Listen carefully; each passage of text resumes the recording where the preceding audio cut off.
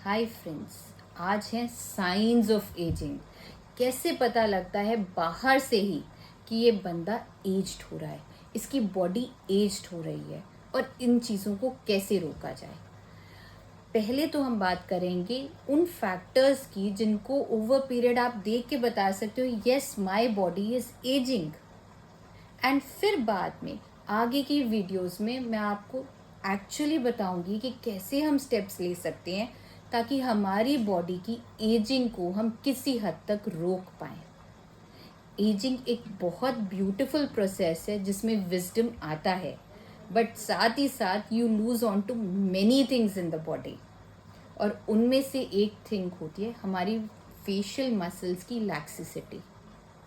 हमारी जो फेस की मसल्स हैं वो वीक हो जाती हैं और सैग कर जाती हैं।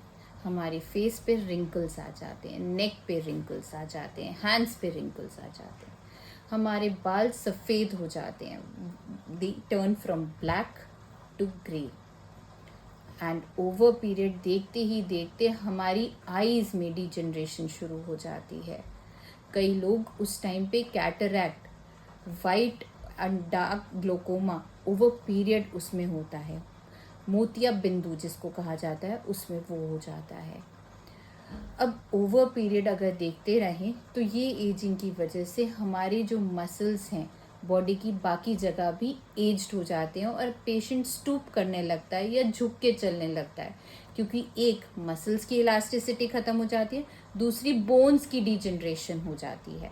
एज अ रिजल्ट हमारी बोन्स उतना वेट नहीं ले पाती और कई लोगों को इसी रीज़न से ओवर पीरियड नी जॉइंट की इंस्टेबिलिटी हो जाती है या नी रिप्लेसमेंट भी करवानी पड़ती है। हमारी बॉडी के ग्लैंड्स कम वर्क करने लग जाते हैं, जैसे सिलिवरी ग्लैंड यहाँ पर होता है वो कम वर्क करता है।